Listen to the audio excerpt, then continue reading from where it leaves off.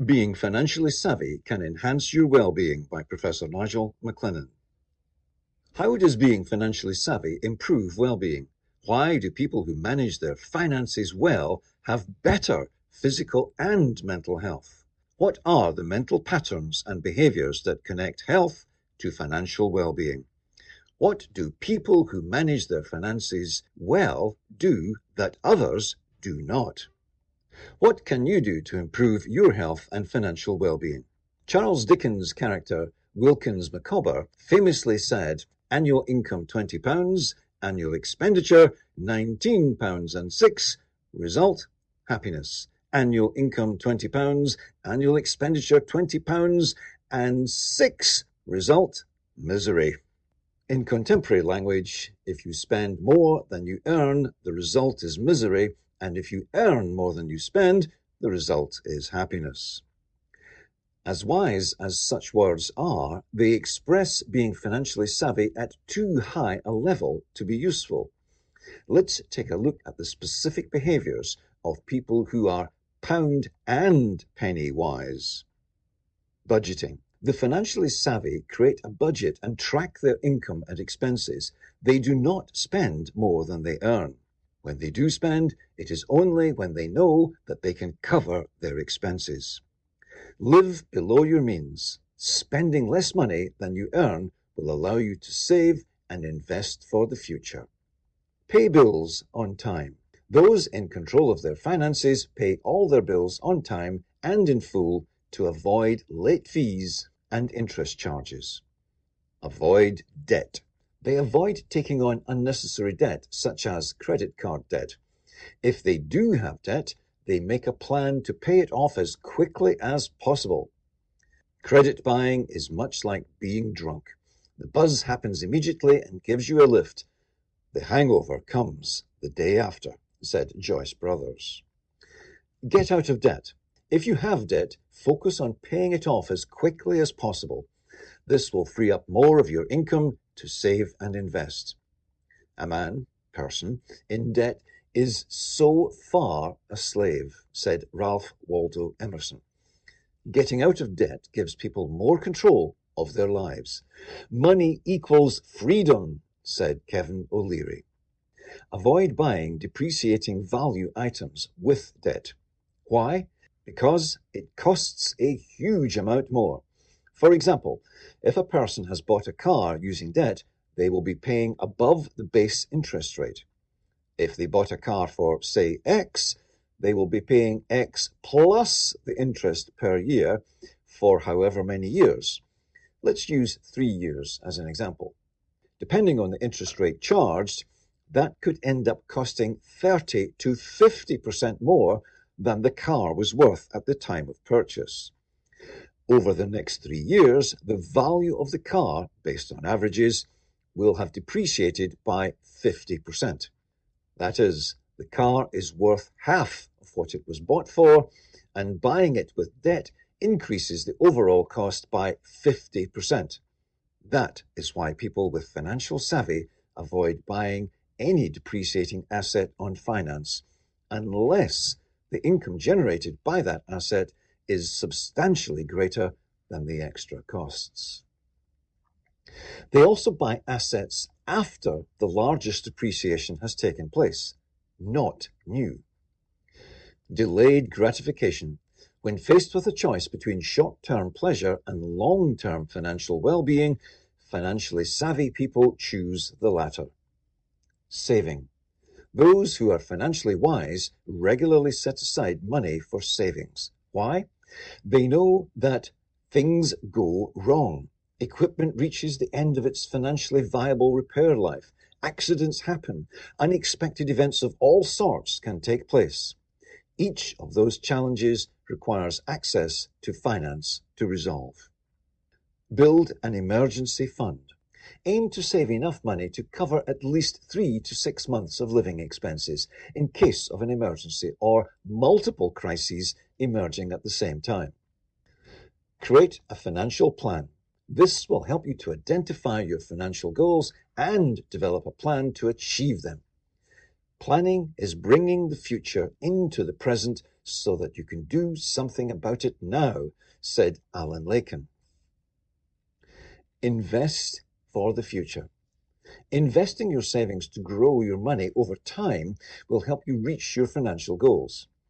If you want to reap financial blessings, you have to sow financially, said Joel Osteen. Some people spend their time worrying about their financial future, while the savvy are using that time to create their financial future.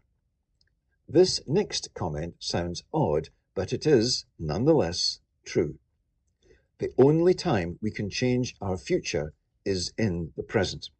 That means that our financial future can only be improved now, and only action now can change the future.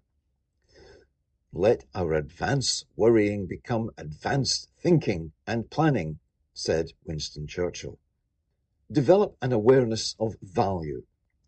Caveat emptor is the Latin phrase enshrined in the laws of many countries, which means let the buyer beware. In practical terms, that means that it is the reasonable responsibility of the buyer of any product or service to check that they are not being ripped off. People who are financially smart know that the sellers will try to get whatever they can for the goods and services they sell, even if that means massively overcharging the buyer or selling goods that are not fit for purpose. All over the world, thousands of times a day, there are court cases to that effect. People who are financially wise check the value of what they are buying. They ensure that they are not buying a pig's ear dressed up as a silk purse. Developing a sense of value is wise when selling too.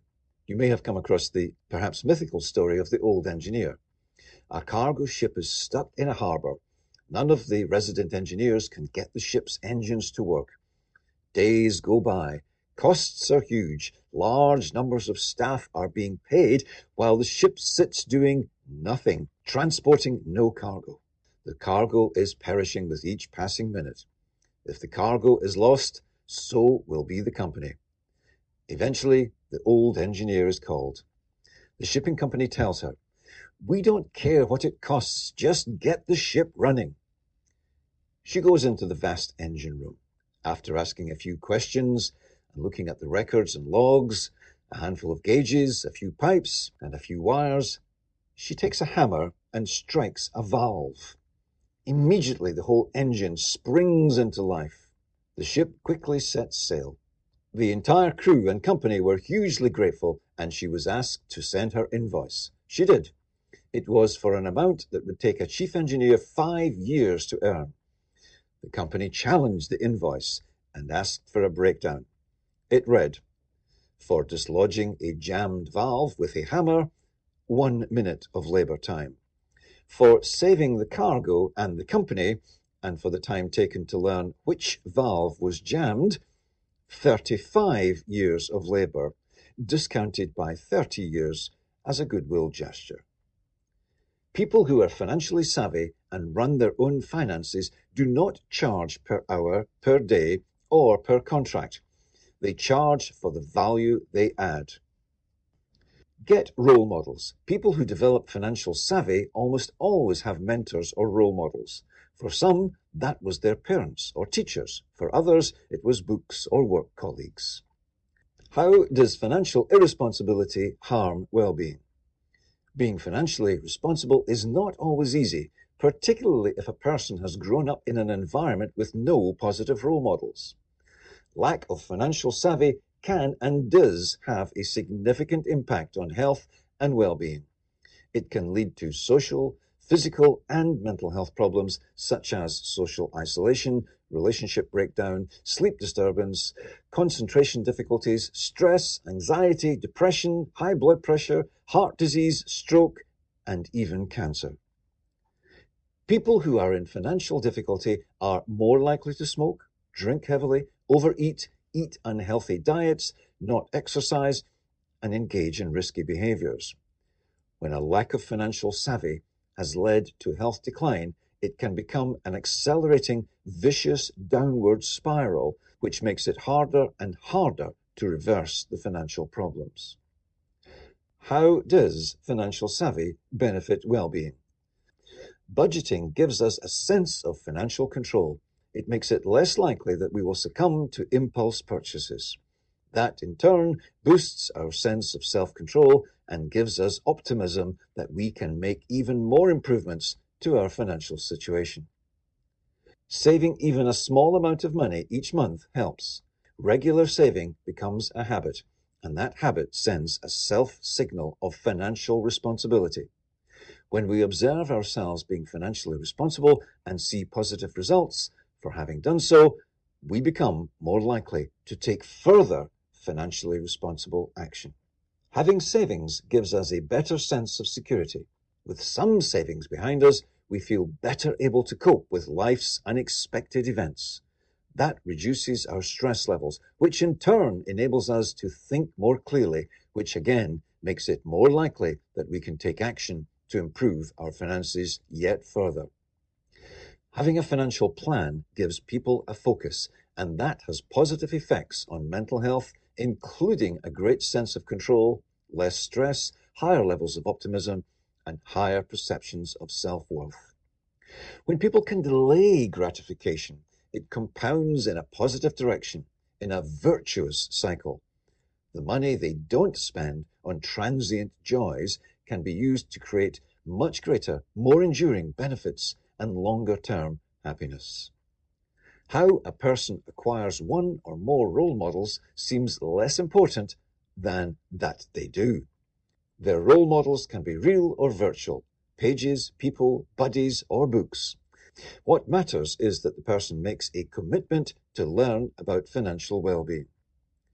When people have their finances under control, they are less likely to experience stress, anxiety, and depression.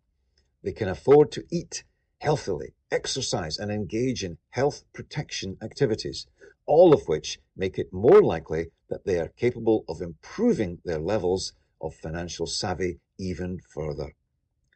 Financial health improves social, physical, and mental well-being. Social, physical, and mental well-being improve financial well-being. It becomes a virtuous cycle. It doesn't seem to matter where we start the virtuous cycle. What matters is that we start and continue the virtuous cycle. What steps will you take today to improve your financial well-being?